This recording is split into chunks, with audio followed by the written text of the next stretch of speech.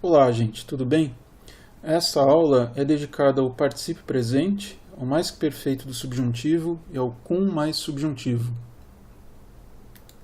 A morfologia do particípio presente é bastante simples. Você precisa do tema de infectum e precisa acrescentar a esse tema a marca NT. Então eu distribuí aqui, conforme as conjugações, algo que você já sabe, que é apenas um meio de obter o tema de infectum. Então, no caso dos verbos ativos ou dos verbos depoentes, o processo é o mesmo. Você pode, na primeira conjugação, conjugar até a segunda pessoa e tirar o S nos ativos ou o ris nos depoentes. E o que sobra é o tema de infectum, certo? Então, amo, amas, tira o S, miror, mirares, tira o ris, que sobra ama, mira.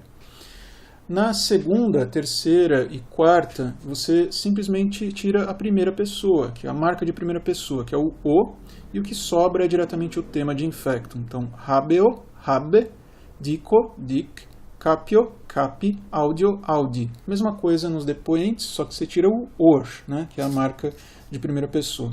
E assim você obtém os diferentes temas aqui de infectum. Em cima desse tema, você acrescenta o NT, como aqui, amant, mirant, habent e werent. Na terceira e na quarta, você acrescenta o NT em cima de um E, né, que se coloca sobre o tema de infectum. Então a forma final é dicent, nascent. Lembre-se sempre desse E, que eu coloquei aqui em destaque para você. Capient, gradient, audient e mentient. Certo? Então, a morfologia é basicamente esta, e agora a gente precisa ver como que se declina uma forma como essa, já que o particípio presente é também uma forma de adjetivo, né? Ou seja, é uma forma que partilha aspectos do verbo, porque ele tem origem no verbo e ele funciona verbalmente, mas ele também partilha características do nome, do substantivo, tendo, portanto, características morfológicas, como, por exemplo, declinação em casos. Então, é uma forma que pode ter o seu próprio objeto, por exemplo, né? Eu posso construir uma oração com um particípio presente desse verbo, desse ou de qualquer outro que se construa com objetos, e ele funcionará como verbo, ainda que não seja apenas verbo, né? Você pode ler um pouquinho mais sobre isso no seu material, no Reading Latin ou no Aprendendo Latim. O que a gente vai ver na próxima lousa é a declinação dessa forma. Então veja aqui, a primeira observação, o particípio presente no nominativo é construído com um S. Ocorre que esse S, quando se acrescenta ao tema que termina em um T, que é uma dental, provoca a assimilação desse T e a sua posterior queda. Daí o resultado é Dickens. Esse NS é que é apresentado no Reading Latin ou no Aprendendo Latim como uma marca de particípio. Eu prefiro apresentar como NT porque é a marca que aparece nas demais circunstâncias, nos demais casos. Mas de um jeito ou de outro, você pode considerar correto. Então, olha só a divisão aqui nos diferentes casos. E uma coisa que eu peço que você observe é que esse nominativo e esse vocativo valem para os três gêneros.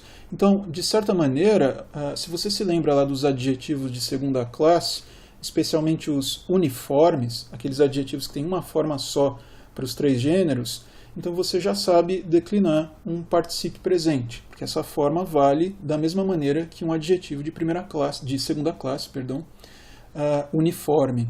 Então, olha só, Dickens e Dickens para masculino, feminino e neutro, só passa a ser diferente no acusativo, Dickentem para masculino e feminino e Dickens para neutro. Já o genitivo, dativo e ablativo são compartilhados, Dickentes, Dickenti, e o ablativo tem essas duas formas que eu explico daqui a pouco, Dickente e Dickenti, ou seja, terminado em E ou em I. Já o plural, assim como nos adjetivos, eu tenho aquelas três formas para masculino e feminino, Dickentes, Dickentes, Dickentes, e, diferentemente para o neutro, aquelas formas iguais do plural, Dickentia, terminado em IA, Dickentia, Dickentia. E genitivo, dativo e ablativo compartilhados, Dickentium, Dickentibus, Dickentibus. Bom, como é que se traduz um particípio presente? Bom, Para isso, eu peço que você leia lá a exposição teórica desse assunto no Reading Latin ou no Aprendendo Latim. O que eu posso resumir aqui é que esses particípios você pode traduzir de maneira geral por uma oração iniciada pelo que, né? Por exemplo, Dickens, que diz, ou que está a dizer, ou a dizer, ou dizendo, né? São várias possibilidades, sempre com uma noção de tempo presente ou de tempo concomitante ao verbo que está conjugado, ao verbo da oração principal. Então, o particípio presente apresenta essa noção de concomitância de tempo com o tempo da oração em que ele aparece, ou, de maneira geral, com um valor de presente, né? Dizendo, como no português, gerúndio, né? Dizendo. E, claro, você vai ter que considerar os diferentes casos em que a palavra aparece. Para outras traduções, outras possibilidades, a gente vê caso a caso conforme aparecem nos textos. O resumo que eu estou fazendo aqui é de ordem geral, né? Peço de novo que você leia lá a exposição desse assunto. Bom, quanto ao ablativo, você está vendo aqui que existem duas possibilidades e, de maneira geral, usa-se a terminação em "i" quando esse particípio pende mais para o valor de adjetivo, porque ele pode ter um valor também verbal. Por isso mesmo ele é um particípio, né? Como eu dizia, ele partilha os valores de verbo e de nome, nesse caso aqui de adjetivo. Então, quando ele tem um valor mais de adjetivo, você usa a terminação "i". Um exemplo para isso é fervente aqua, né, que a gente pode traduzir com água fervente, em que em português, fervente é adjetivo de água, um simples adjunto adnominal de água. Já com a terminação "e", de maneira geral, a gente usa essa terminação "e" com o valor de verbo, ou com um valor substantivado. Veja só, fervente aqua, literalmente, estando a água a ferver. Isso pode servir como um ablativo absoluto, ou com uma oração reduzida de particípio, com esse valor circunstancial, adverbial, né? Ou seja, tem um valor oracional, por isso eu traduzi dessa maneira. Poderia também traduzir por uma oração temporal, ou, por exemplo, quando a água ferve, ou quando a água fervia, né? Bom, essas são diferenças básicas aqui que a morfologia acarreta. Bom, a gente vai ver um pouco mais disso conforme esse tipo de construção aparecer nos textos. Uma última observação que eu faço é que, por eles terem essa natureza ao mesmo tempo nominal e verbal, você vê que eles se declinam, ou seja, eles têm uma variação própria dos nomes, mas ao mesmo tempo eles guardam algo, os particípios presentes guardam algo do verbo, ou seja, o verbo dico, por exemplo, é um verbo que pode ser construído com objetos, não é? Então, assim como outros verbos desse tipo, é possível, portanto, aparecer uma construção com particípio presente em que haja objetos para o verbo na sua forma de particípio presente, que é algo diferente do que acontece em português, né? Mais para frente, em outra ocasião, eu vou dar mais exemplos disso. Mas, por hora, guardem a morfologia, guardem essas distinções básicas e o modo de construir.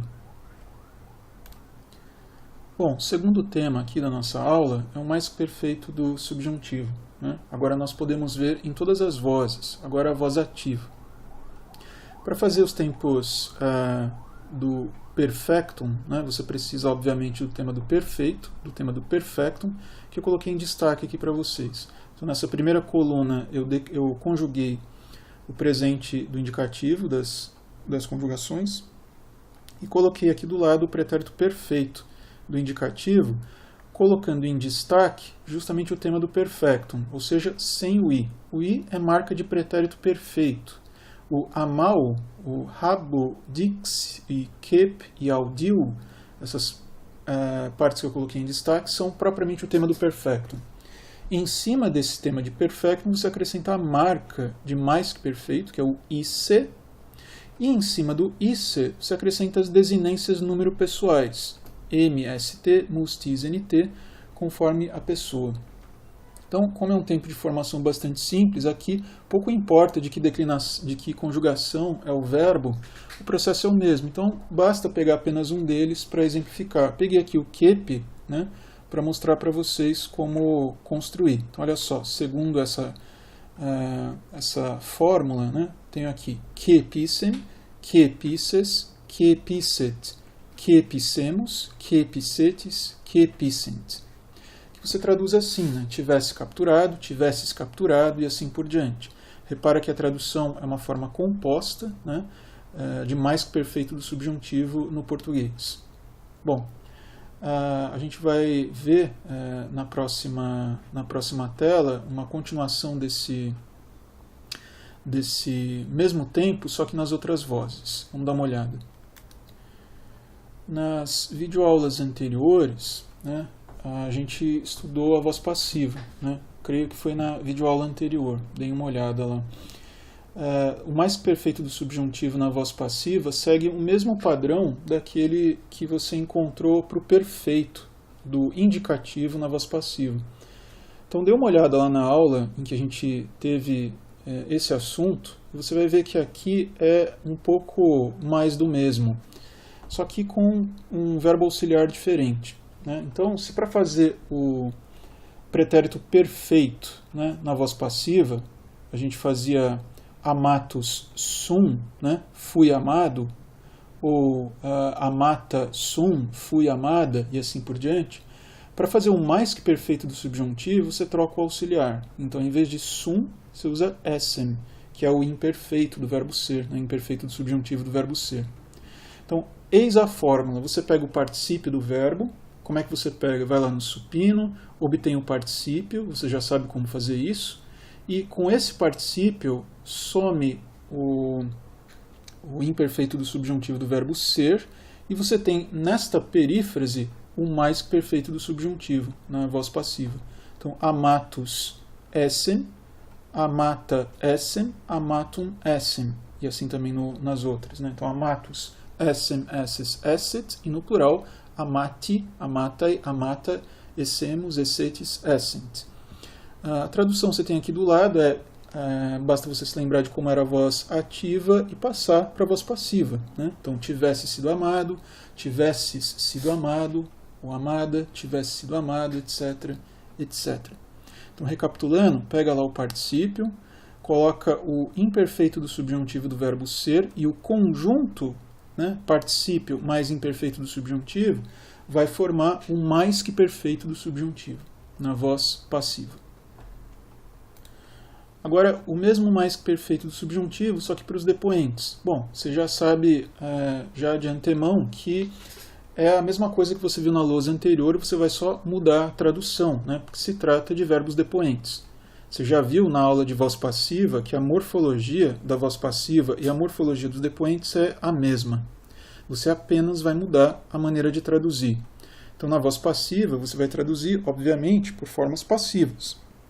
E nos depoentes, você vai traduzir como se fossem verbos ativos. Então, aqui eu peguei o outro paradigma, que é o paradigma dos depoentes, né? Mirror, aqui werior, deixa eu corrigir, nascor, gradior, mentior, né? E a partir daqui você obtém o particípio, então miratus, mirata, miratum, e assim também para os outros.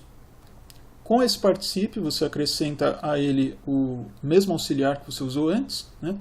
E traduz, só que dessa vez, numa voz ativa, né? Miratus essen, tivesse admirado, mirati essemos, tivéssemos admirado. E as variações de gênero, feminino, neutro, e de número, singular, plural. Tá certo? Bom, o último tema da nossa aula já é um tema de sintaxe, e ele cabe bem como último tema dessa aula, porque ele depende de você ter visto o subjuntivo, né? Então você já conhece tempos do subjuntivo, tanto na voz ativa, na voz passiva e no caso dos depoentes, e agora resta saber alguns modos de aplicar esse subjuntivo. Um desses modos é com a palavrinha com, né? Que aqui eu distingo com uma outra cor quando ela significa algo diferente do que a gente vai tratar nessa aula, porque existe a preposição, veja, a preposição com, que eu marquei dessa cor aqui, tanto aqui como neste último exemplo, e existe a conjunção com, que eu marquei em verde aqui, e no último exemplo também. Então, no primeiro caso, é um exemplo até que eu já usei antes para outra aula. Então, veges pervenit summa cum celeritate. Você pode dizer também cum summa celeritate. Vers chegou com a máxima rapidez, com a maior rapidez. Então esse cum é preposição de ablativo. Nesse caso aqui é um ablativo que acompanha a ação, né, e indica o modo dessa ação. Nesse caso com a preposição cum. Então aqui é uma preposição de ablativo, como é aqui também. A gente vai ver daqui a pouco. Já nesses outros casos em que eu coloquei em verde, cum é uma conjunção, né, ou seja, já não é mais uma preposição, mas é uma palavrinha que conecta uma oração com outra. Nesse caso aqui, você pode considerar cum mais subjuntivo, tanto cum mais que perfeito do subjuntivo, fugisset, né, de fugere, locuti essent, de loquor, né, de um depoente, esset, aqui é o imperfeito do subjuntivo, então subjuntivo de maneira geral. E particularmente para a nossa aula de hoje, o mais que perfeito do subjuntivo ou o imperfeito do subjuntivo. Esses dois tipos de subjuntivo. O mais que perfeito, como acontece aqui, fugisset, locuti essent para um depoente, e esset, o imperfeito do subjuntivo. Nesse contexto, quando aparece o cum, muitas vezes você vai traduzir, seja com um valor temporal, ou seja, vai traduzir por um quando, seja por um valor causal, que você pode traduzir por um porquê, já que, uma vez que, seja por um valor concessivo, que você vai traduzir por um ainda que, um embora, enfim, um valor concessivo. Para distinguir entre um valor temporal, um valor causal, um valor concessivo, você vai precisar fazer uma análise da frase e vai fazer uma análise semântica, ou seja, você vai examinar o sentido da frase. Muitas vezes, dois valores aparecem juntos, ou seja, muitas vezes você tem um valor que é temporal causal, né? Para isso, eu peço que você dê uma lida lá na exposição teórica desse assunto, no Reading Latin, ou no Aprendendo Latim, e verifique lá nos exercícios outros exemplos desse mesmo ponto da gramática. Então, olha só, nesse exemplo aqui. Cum Cleomenes fugisset, como Cleomenes, eu vou traduzir sempre por como e depois eu ajusto. Como Cleomenes tivesse fugido, os restantes seguiram, né? Os restantes foram atrás, os demais se seguiram. Como Cleomenes tivesse fugido, os restantes foram atrás. Secut sunt, pretérito perfeito de sequor. E fugisset mais que perfeito de fugio, fugere. Nesse aqui, cum haec locuti essent, abierunt, como tivessem dito estas coisas, foram embora. Como tivessem dito estas coisas, objeto de locuti essent, foram embora. E o último, cum sapiens esset, tamen stulte segessit, como fosse sábio, ainda assim se portou estupidamente, de modo estúpido, de modo tolo. Bom, eu traduzi tudo por como, né? E às vezes a tradução por como no português vai se aplicar e às vezes vai demandar um ajuste, né? Por exemplo, aqui, em cum Cleomenes fugisset, você pode entender uma relação temporal causal, né? Como Cleómenes, né, como Cleómenes tivesse fugido, né, os restantes fugiram, os restantes se seguiram, os restantes foram atrás. Então você pode interpretar essa oração como uma temporal causal. Se você interpretá-la como temporal, você pode traduzir: quando Cleómenes fugiu, os demais seguiram, os demais foram atrás. Você pode interpretar como uma causal: já que Cleómenes fugiu, os restantes foram atrás. O contexto vai te dizer qual dessas se aplica melhor, né? Muitas vezes é possível, para esse tipo de oração, traduzir em português por orações reduzidas de infinitivo, né? Em que o valor temporal e o valor causal estão misturados, muitas vezes. Então, por exemplo, você pode dizer: fugindo Cleómenes, né, uma oração reduzida, nesse caso de gerúndio, os restantes se seguiram. Ou, tendo fugido Cleomenes fugido, os demais foram atrás. Então, são orações reduzidas que às vezes acumulam valores, como o valor temporal e o valor causal. Nessa de baixo, você pode traduzir, por exemplo, por uma temporal, né? Tendo dito estas coisas, foram embora. Ou, literalmente, quando disseram estas coisas, foram embora. Ou, tendo dito estas coisas, foram embora. Né? Ou, ao dizer estas coisas, foram embora. Você pode construir traduções a partir das estruturas reduzidas do português, né? Infinitivo, né? Ao dizer, gerúndio, tendo dito, né? E assim por diante.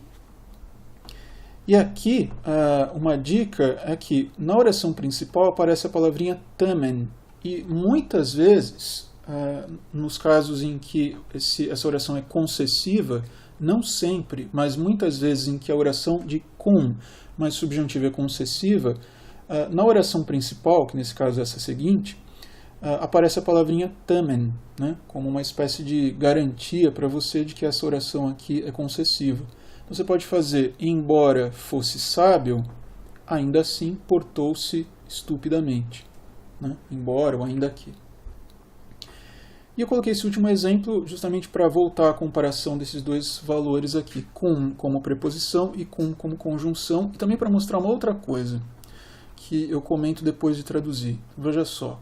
Cleomenes adlitus cum naue cum pervenisset se domi celauit. Então, Cleómenes, como tivesse chegado ao litoral com o navio, ao litoral, celauit se, escondeu-se, domi, em casa. Então, a primeira observação, com preposição, mais o ablativo aqui de nauis, né, com o navio, acompanhado do navio, e o com conjunção, mais o mais perfeito de peruênio, mais perfeito do subjuntivo de peruênio ou peruenire. Então aqui funciona como conjunção e aqui como preposição. Agora, a outra coisa que eu ia comentar é que muitas vezes a conjunção abre uma oração não como primeira palavra dessa oração, como eu coloquei nesses 3 exemplos aqui em verde, mas às vezes, antes dela mesma, antes dessa palavra que abre a oração, nesse caso que você pode traduzir como uma temporal, né? Ao ter chegado ao litoral, ou tendo chegado ao litoral com o navio, Cleomenes ou Cleómenes se escondeu em casa. Você pode, como eu dizia, colocar essa palavra não necessariamente como a primeira da frase ou do período, ela pode aparecer depois, inclusive do sujeito do verbo. Então aqui o Cleómenes, né, é sujeito de peruenicet, é claro que ele reverbera como sujeito também em celauit, né, mas sintaticamente ele pode ser entendido como sujeito de peruenicet, só que a conjunção aparece depois dele.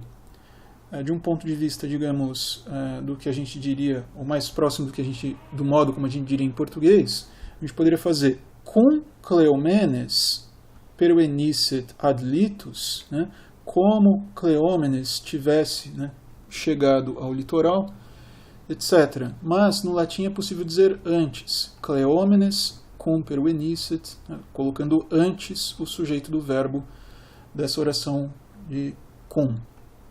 Certo? Então, na próxima lousa eu vou falar dos exercícios para vocês praticarem isso aqui tudo. Então, é isso aqui, gente.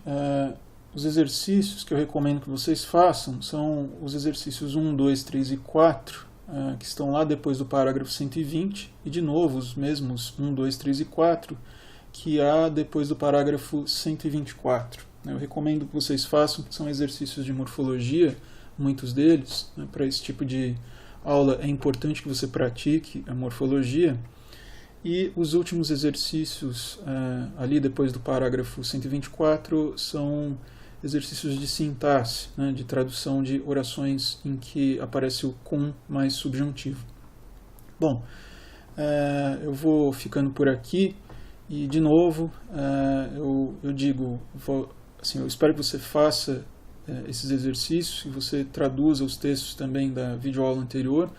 E se você tiver alguma pergunta, alguma dúvida, pode me escrever, pode me procurar. Tudo bem?